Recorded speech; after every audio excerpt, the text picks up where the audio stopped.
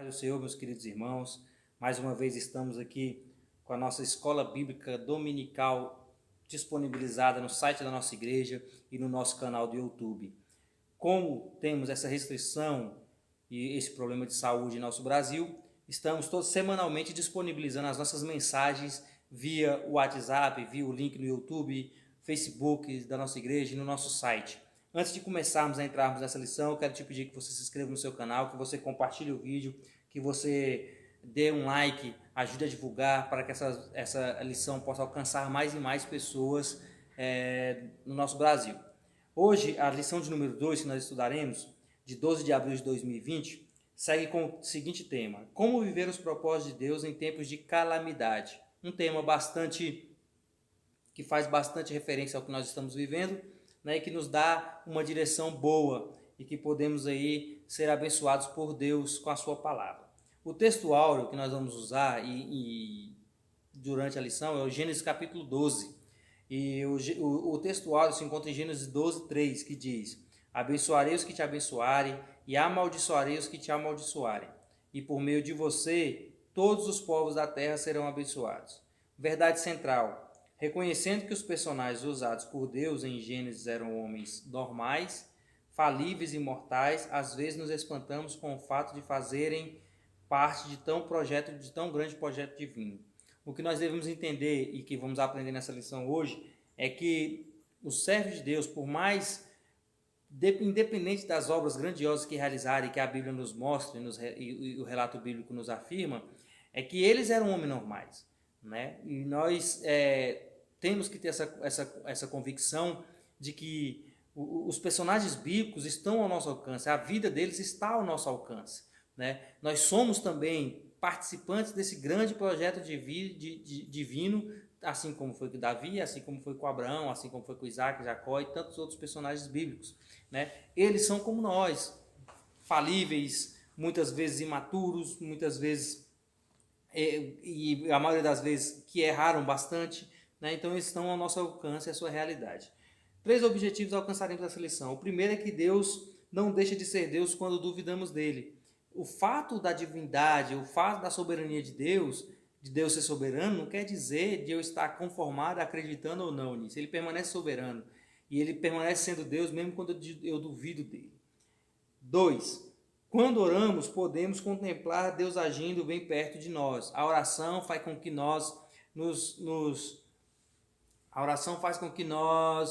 temos o nosso caráter mais moldado ao caráter de Jesus Cristo, né? Mais conformado com o caráter de Jesus. Quanto mais oramos, mais conformados ficamos com esse caráter, né? E mais fácil de interpretar e de saber o agir de Deus. Em terceiro lugar, nós vamos ver que essa mensagem, que essa verdade é que a presença de Deus é o nosso lugar seguro, né? Então nós vamos ver esses três objetivos hoje, vamos alcançar para a glória do nome de Jesus, entendemos como é que Deus trabalha em nossas vidas e nos conformar com essa forma que Deus trabalha. A leitura bíblica em classe se encontra em Gênesis 12, de 1 a 7. Então o Senhor disse a Abrão: saia da tua terra, do meio dos seus parentes e da casa de seu pai, e vá para a terra que eu lhe mostrarei. Farei de você grande povo e abençoarei. Tornarei famoso o seu nome e você será uma bênção. Abençoarei os que te abençoarem e amaldiçoarei os que te amaldiçoarem. E por meio de você, todos os povos da terra serão abençoados. Partiu Abrão, como lhe ordenara o Senhor, e Ló foi com ele. Quando Abrão tinha 75 anos, quando saiu de Harã, levou sua mulher Sarai, seu sobrinho Ló, todos os bens que haviam acumulado e os seus servos comprados em Harã. Partiram para a terra de Canaã e lá chegaram. Abrão atravessou a terra até o lugar do carvalho de Moré, em Siquém. Naquela época, os cananeus habitavam a terra. O Senhor apareceu a Abrão e disse: a sua descendência darei esta terra. Abrão construiu ali um altar dedicado ao Senhor que lhe havia aparecido. 3 pontos para entrarmos para a introdução.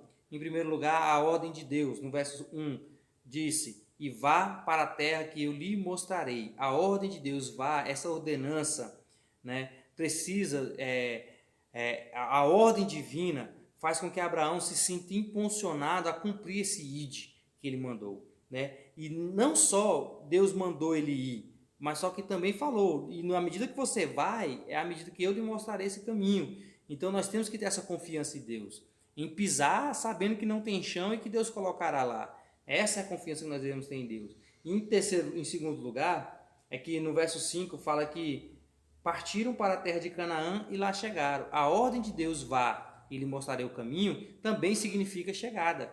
Né? Deus é soberano em seus propósitos. Se Ele determinou que nós vamos passar por determinado caminho e lá chegaremos, nós lá chegaremos. Nós temos que ter essa confiança em Deus. E em último lugar, para entrarmos para a introdução, o verso 7 fala que quando chegou lá, Abraão construiu ali um altar dedicado ao Senhor. Todas as nossas conquistas nós devemos reconhecer e tributar a Deus a glória que lhe é devida.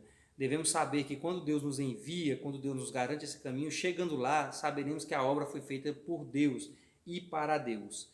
Deus, Ele cumpre os seus propósitos, Deus realiza a sua obra e nós devemos glorificá-lo, devemos exaltá-lo, devemos construir um altar para Deus em cada conquista.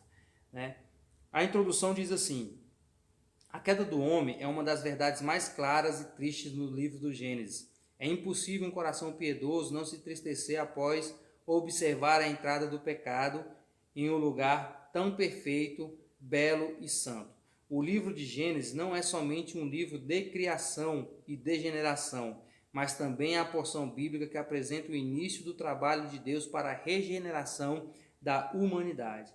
Assim, a presente lição tem como objetivo dar ao leitor uma visão clara de como Deus usa homens em tempos de calamidade para servir os seus eternos propósitos. Em vez de questionarmos o fato do que nós estamos passando na sociedade, nós deveremos entender que Deus usa homens e mulheres em tempos de calamidade. E esse é o objetivo da lição. Você saber que Deus pode realizar através de nós coisas inimagináveis.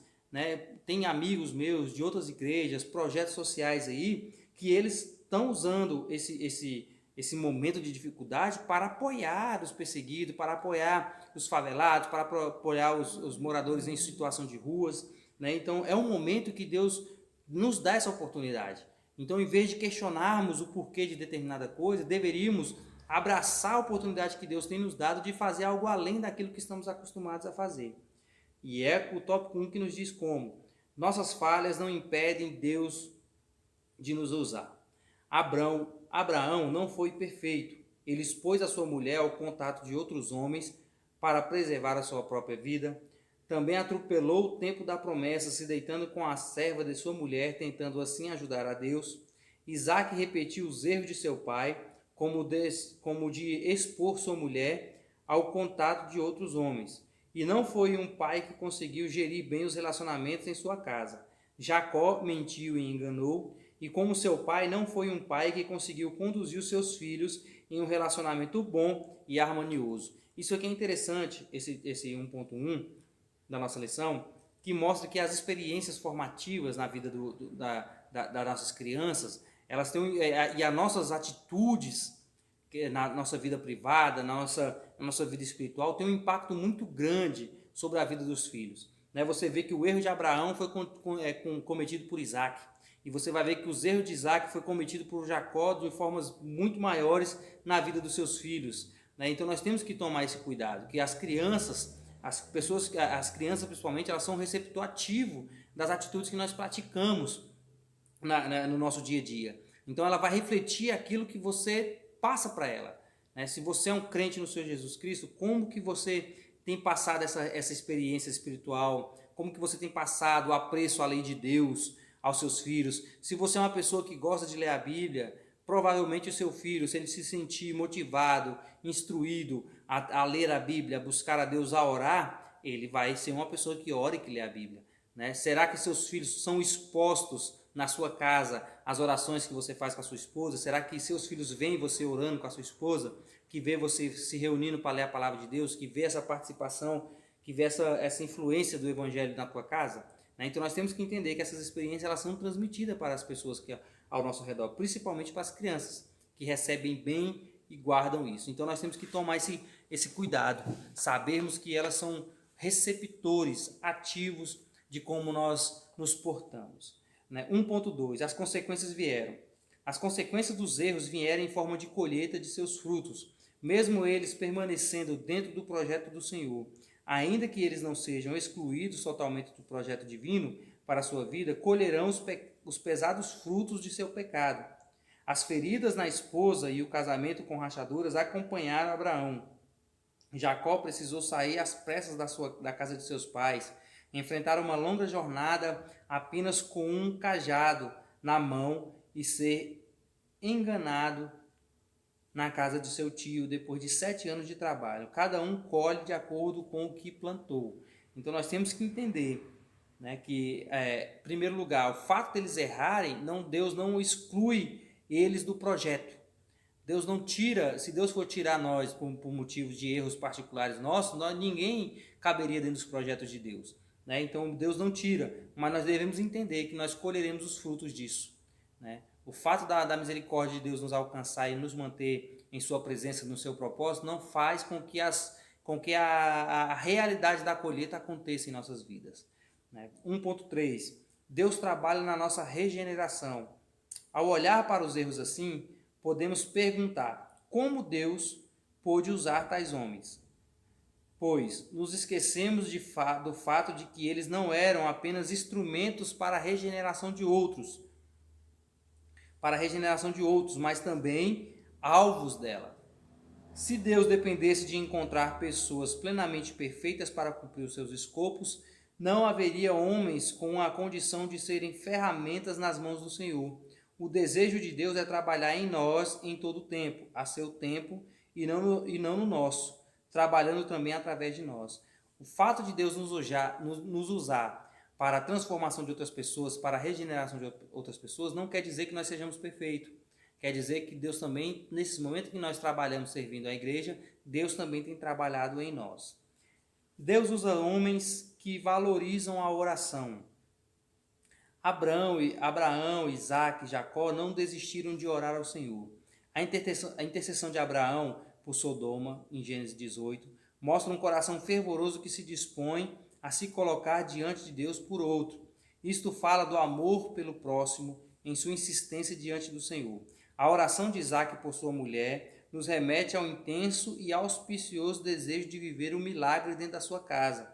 A luta de Jacó no Val de Jaboque explicita a necessidade que o ser humano tem de permanecer na presença do Senhor até ser transformados. Será que, no meu caso, será que a minha esposa ela é alvo das minhas orações?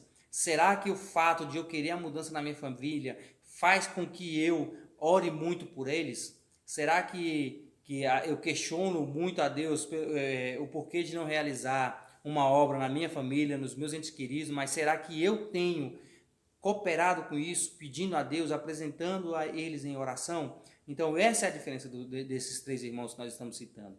Né? Eles erraram, eram homens falíveis, mas não desistiram de estar diante de Deus, apresentando as suas necessidades, apresentando as suas angústias e mostrando para Deus que precisam e necessitam do seu suporte. 2.2. A característica de quem ora e de quem não ora. A diferença entre homens que oram e homens que não oram podem ser percebidas com facilidade. Aqueles que oram conhecem a Deus de fato e não esmorecem diante dos desafios da vida. Uma pessoa que vive abatida na sua fé e questionando, certamente ela não tem uma vida de comunhão com Deus. Primeiro, porque quando você ora, quando você busca a Deus, você se conforma com o seu caráter. Você se conforma com o seu agir, você se conforma com a sua forma de trabalhar, então você acaba entendendo o propósito de Deus na sua vida, você acaba sabendo como Ele quer realizar, então tudo é motivo para dar graça a Deus e não murmurar. Continuando, os que não oram não conhecem de fato a Deus que dizem servir. Aqueles que oram têm contemplado Deus agindo bem perto, e aqueles que não oram dificilmente veem o agir de Deus. Agindo bem de perto, dificilmente veio o agir de Deus. Aqueles que oram têm experimentado o poder de Deus e aqueles que não oram quase nunca sabem o que é isto. Simplesmente ore. O convite de Deus a cada um de nós ainda é: ore, mesmo que ainda não saiba como orar. Ore como sabe. Mesmo que não saiba como começar, abanque quantas vezes for preciso até aprender. A vida é feita de escolhas e são elas que nos conduzirão ao nosso destino final. Alguém pode apontar o dedo e mostrar com facilidade os erros dos patriarcas, Abraão, Isaque e Jacó. Mas ninguém poderá negar que eles eram homens de oração. Foi ela que os ajudou a permanecer na presença do Senhor e experimentar o seu agir. Então Deus continua realizando a obra dele em nossas vidas. Para nós termos o discernimento, entendermos como isso acontece, nós devemos ter uma vida de oração. Então nós só vamos entender esse propósito de Deus na medida que formos nos entregando a Ele em oração, na medida que formos compreendendo os seus caminhos e aprendendo mais com Ele. O tópico 3 da nossa lição diz o seguinte: Deus usa homens dispostos a aceitar os seus caminhos. O segredo de se estar disposto para viver para Deus. Abraão viu tudo que Deus tinha para ele começar a acontecer quando ele respondeu o chamado. Quando nós nos agarramos ao chamado de Deus, é quando nós começamos a enxergar aquilo que Deus tem para nós, né? Isaac viveu a continuidade dessa promessa porque obedeceu a Deus em momentos como quando Deus lhe apareceu, em Gênesis 26, 2 e 3. Jacó do mesmo modo, em Gênesis 31, 3. Os lugares onde entramos, os caminhos que percorremos, diz muito a respeito do nosso compromisso com Deus. Se nós avaliarmos as nossas vidas, aonde temos ido, o que temos vivido, o que temos escutado por aí, isso tem evidenciado a nossa fé em Deus ou evidenciado uma mente pagã, mesmo frequentando a igreja, né? Como que você tem estado em relação com a sociedade? Será que o funk tem dominado a sua mente? Será que as orgias que o mundo tem oferecido aí tem dominado a sua mente? Né? Onde você tem permitido que a sua família vá? Onde você tem colocado seus pés? É isso que a lição quer nos dizer. Qual é a mensagem que aquilo e os lugares onde você frequenta transmite aos seus filhos, transmite à sua família? Ainda mais em tempos de mídias sociais, em que nossa vida é tão exposta muitas vezes. Será que as pessoas, como que elas têm visto o nosso caminhar, como que elas têm visto o nosso serviço a Deus? Então, os lugares por onde conduzimos a nossa família revelam o nosso amor por ela e os princípios que carregamos. Deus usa homens dispostos a socorrer desconhecidos. Quando Abraão escutou as palavras vindas de Deus, ele tomou consciência de que, mediante a sua disposição em atender ao chamado de Deus, pessoas que ele nunca imaginou conhecer, a maioria esmagadora nem mesmo seriam seus contemporâneos. Haviam de serem alcançados através das suas experiências com Deus. José foi instrumento de Deus para salvar os seus familiares. Muitos amigos conhecidos e, na grande maioria, desconhecidos, quando houve severa fome em todo o mundo. Então, é o nosso caso aqui. Quantas pessoas que vão ser alcançadas pelos nossos vídeos da EBD via internet sem a gente conhecer? Quantas pessoas, talvez você que esteja assistindo esse vídeo, você não me conheça, né? Então nós temos que entender que o nosso legado ele vai ficar para gerações futuras, né? E se a geração futura depender da sua vida de obediência a Deus, como que ela tem seguido, como que ela será, como que ela terá, qual é a reação que eles terão mediante aquilo que você deixar para elas quando a sua missão acabar, né? Será que você tem bagagem o suficiente? Será que você tem oferecido tanto esforço como prática dele na vida de pessoas para que lá na frente eles possam colher? É um caso a se pensar. Nós somos frutos de uma geração passada e a geração passada é fruto de outra geração e assim foi desde o princípio, né? Então, como que a geração futura vai conhecer a Deus se depender da minha participação e da sua participação? 3.3, para a gente entrar na nossa conclusão. A presença de Deus é o nosso único lugar seguro. O melhor lugar que alguém pode estar é onde Deus quer que ele esteja. Sábia decisão é andar por onde ele quer que você ande. Sábia decisão é conduzir sua família de modo a revelar o seu amor por ela. Que cada um dos seus passos revele o seu amor que você tem por Deus e o seu desejo de estar perto dele. Que a sua família testifique da bondade de Deus em ter você como participante dela, pois ouvindo a voz de Deus, você a tem conduzido para mais perto dele. Então a gente tem que entender que nós somos exemplos vivos e testemunhas vivas, cartas de Deus para o mundo. Então você tem que se preocupar com isso, em que ponto que você tem oferecido à sociedade em geral, como que eles têm te visto, né? Julgamentos precipitados é uma coisa, né? Mas lá em 1 Pedro fala que se nós formos esbofeteados por fazer o bem, louvado seja Deus por isso. Mas se nós damos motivo, nós merecemos determinado castigo. Então, se você for julgado, se você for alvo de mentiras e de fofoca, que sejam mentiras contadas a seu respeito, mas que você viva de uma forma fiel a agradar a Deus para a glória do seu nome. E é o que nós vamos agora concluir a nossa lição. Podemos servir pessoas que jamais saberemos que existem através de nossa fidelidade. Poderemos ajudar a manter pessoas que alcançarão dezenas e centenas de milhares e até milhões de indivíduos. Por meio do nosso testemunhar, poderemos contagiar quem jamais imaginamos. Por intermédio do nosso serviço profissional e desenvolvido de modo que glorifique a Deus, poderemos alcançar pessoas cujo nome jamais conheceremos. As possibilidades são muitas, mas o princípio é apenas um: viver para Deus, disposto a cumprir a sua vontade. O meu desejo é que Deus te abençoe, o meu desejo é que Deus continue trabalhando na sua vida, que Deus continue mudando o seu caráter, que Deus continue trabalhando na sua família. Mas não se esqueça que você faz parte desse projeto, você faz parte desse trabalhar de Deus e que você tem que andar aliado com Deus.